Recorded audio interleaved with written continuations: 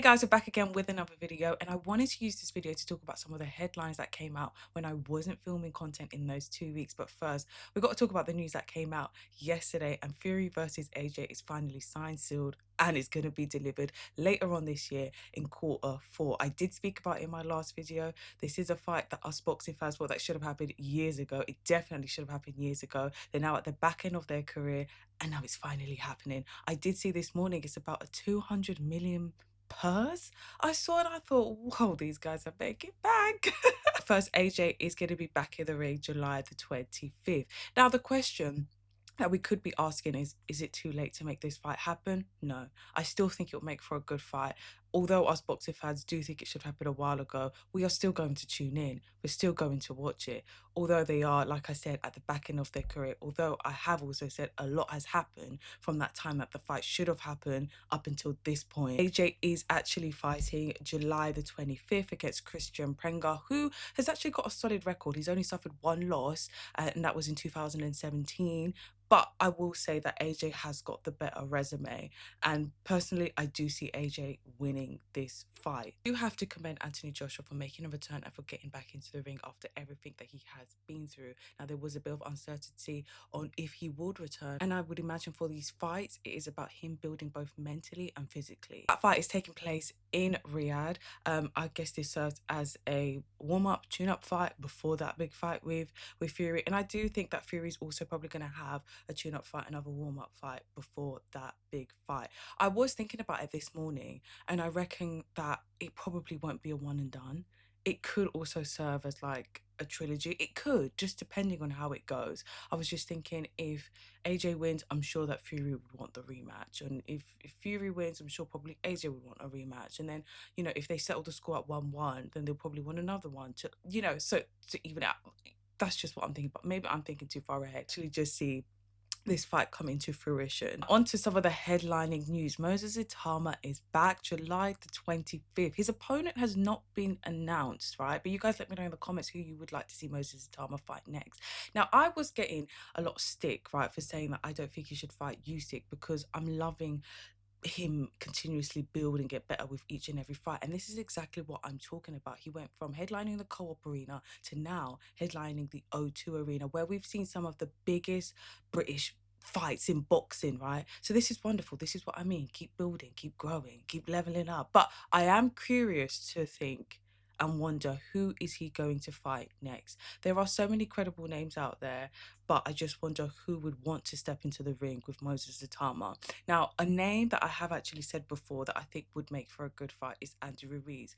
But I do think Andrew Ruiz has not been as active as Moses Itauma has. And just for that reason, I do think if they were to fight, then I think Moses Itauma would win a lot easier. Andrew Ruiz did actually have an interview, and I saw this on I think Boxing News or Boxing Social, and Andrew Ruiz said he would need at least 2 more fights before he could get into the ring with Moses Itauma. And agreed, like, I do think he would probably need a couple more fights first before making a fight like that happen. 2 names I would give that I think would make for a good fight with Moses Itauma would have been Justice Hooney, but he's just fought Fraser Clark not too long ago for the undercard of Fury versus Makhmudov, which he actually did secure a win. So maybe that would be a bit too soon for him to get back in there again. And I would actually say Hrgovic, but Hrgovic is going head to head with Dave Allen. Fight's actually not too far away. Like, we're entering May now, June, July. Like, we've got to know quite soon. But hey, you guys let me know in the comments, who would you like to see Moses Itauma fight next? And we've also got the return of Errol Spence Jr. on that same day,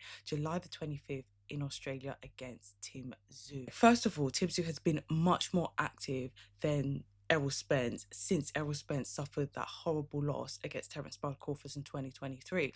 But I think the question that many boxing fans have is, what version of Errol Spence are we going to get that night? If we're going to get the Errol Spence pre-Terence Crawford, pre that fight, then yeah, this is a problem. But at this point, we don't know. He's been out of the ring by that point, like, for nearly 3 years. He didn't look great at all in that fight with Crawford.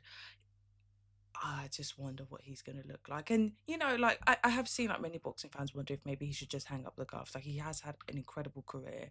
Is this the time for him to bow out? But I commend him for wanting to continue to fight. I commend him for wanting to get back into the ring again.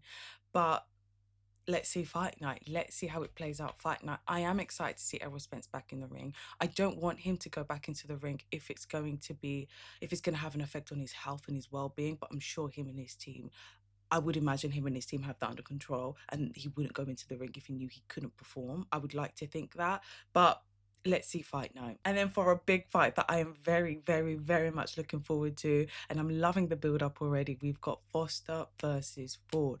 Foster is putting his WBC title on the line and going head to head with Raymond Ford. This is such an incredible fight simply because of their two styles. Foster is slick, composed, and defensively sharp. Ford brings pressure, speed, and volume. This is going to be incredible. The build up has already been so intense, and I would imagine that both men obviously want to win. Now, Foster's obviously going to want to prove that he is champion and he's going to stay champion. And then for Ford, like, he has been able to build up momentum again since his loss against Nick Ball. So of course for him, he would love to be able to win a world title again and become world champion. This is just a fight that I would imagine will turn into a chess fight. Like, it's one not to sleep on.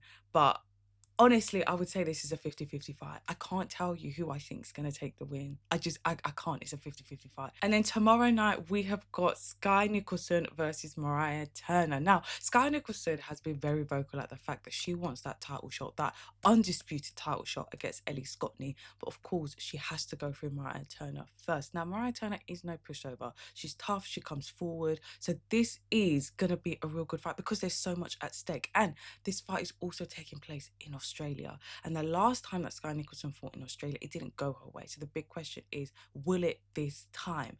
And I've heard Skye speak so much on, you know, the undisputed title shot with Ellie Scottney. I just hope that she's not overlooking Mariah Turner. As always, let me know you guys' thoughts in the comments. I love speaking to you guys in the comments. And if you haven't already, make sure you hit that subscribe button. And I'm going to speak to you guys in my next video on Friday. Bye for now.